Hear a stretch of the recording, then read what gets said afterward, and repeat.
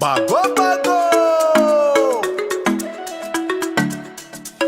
Maromaro zay nefa vita tsisy vokany. Maromaro koa koragna kanefa tsisy valiny. Zaho mbola tsy kivy ary mbola magnantegna anao. Na maro raha nandalo anao mbola tiako hatsiange Vadiko. Vao mekanitombo fitiavako anao. Tsy tambagnatsika ireo ndray malenge. Ireo malegny mbolokato. Zaho lovy tegna lovy aminao mama. Ny foko efa resy zapotika aminao. Anao kony tegna tiako fa maro ny olo malegny. Anao avy boka lavitry fofokagninao farenko. Mon cœur à Vadiko. Fitiavako anao ity souvenir.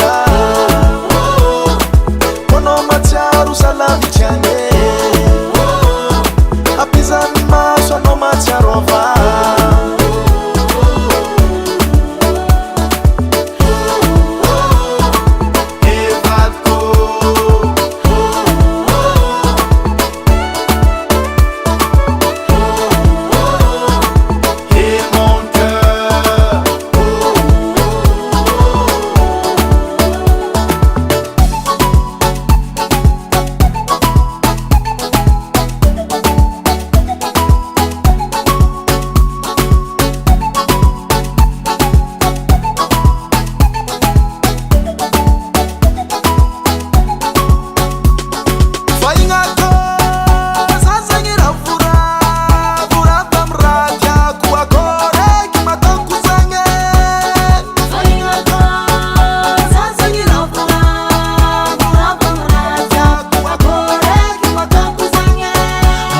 Abiza masunao faza hitanao hagnilanao. Mon cœur efa lasanao manontolo. Ny foko efa tsisy azoko atao.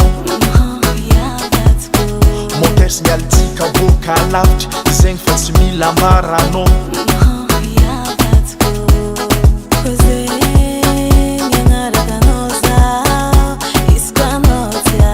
Tegna lovy aminao rô zaho matokisa vonaka faresy ino many azoko atao.